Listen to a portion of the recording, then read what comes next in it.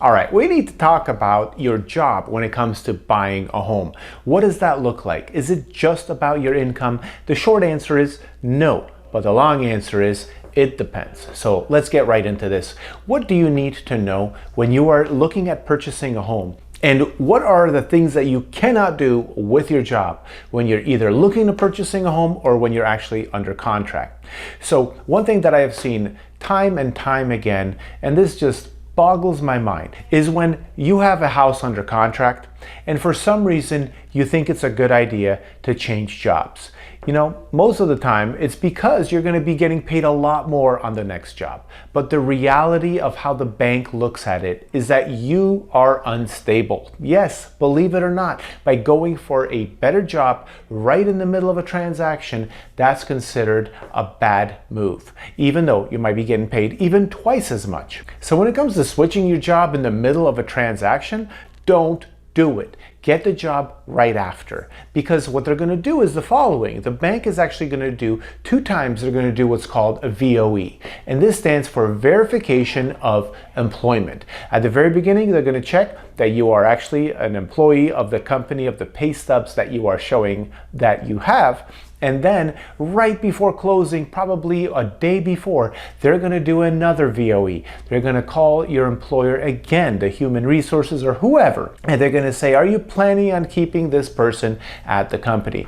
Now, if you've already given your 2-week notice, then that's not good. No bueno. You are probably not going to get the loan, and then you're in a poor position because you might actually be at risk of losing your escrow earnest money deposit. So whatever you do, do not switch in the middle of a transaction. However, here's something to keep in mind as well for the 2 years prior to buying a house. So if you have a job, and let's just say, for example, you're a bank teller and you're making whatever, call it $35,000 a year, and you've been a bank teller for 3 or 4 years, and then you decide to change jobs. You get a better opportunity, and now maybe you're an office manager for a construction company.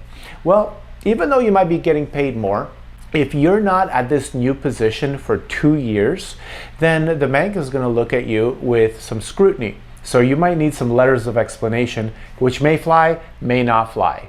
But basically, here's the way the bank looks at it. This is what's important, and this is the lens that you should look out of when you're thinking about buying a home in the next 2 years. The bank is going to say, okay, you didn't keep your old job, you went for this new job, but this new job is completely unrelated to your old job. Does that mean you're a flip-flopper? Are you just going to flip-flop from that job when you lose it and you're going to be a cashier over at the grocery store?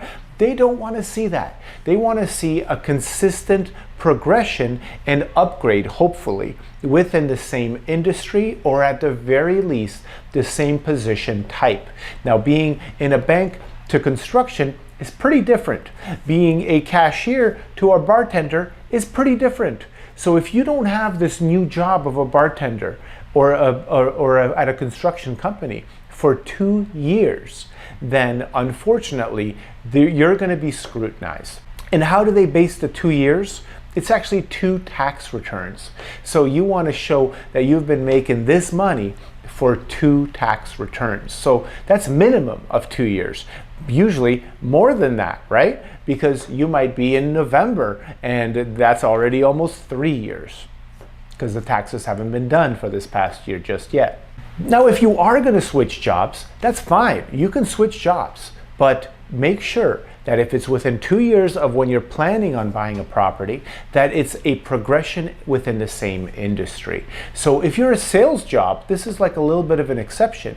If you're a sales job working for a cabinet sales, let's say, you're selling cabinets, and then you move into sales of, let's call it real estate, and then you go into sales of medical devices. Well, this is all sales. They're still going to ask for an explanation. If you haven't been at this latest company for 2 years or longer, they're still going to require an explanation. But it's a lot easier to explain that you've been in sales, you've moved on to sales, and then you moved on to sales, and you're always in sales because that's what you do. But if you're going from complete extreme opposites, you're a vet tech, and then you go into being a cashier, or then you go into, mowing lawns or being a tree trimmer, they don't like this. They're not going to accept your letter of explanation. They're just going to deny it, and you're out of luck, and you got to wait 2 years of the latest and greatest position that you're at. Now, if there's anything I said that is not very clear, or you have a specific question, please write it in the comments below. I actually answer every single question. So I will answer your question to my best ability, or maybe I'll get my mortgage lender to come in and chime in with his answers and his point of view.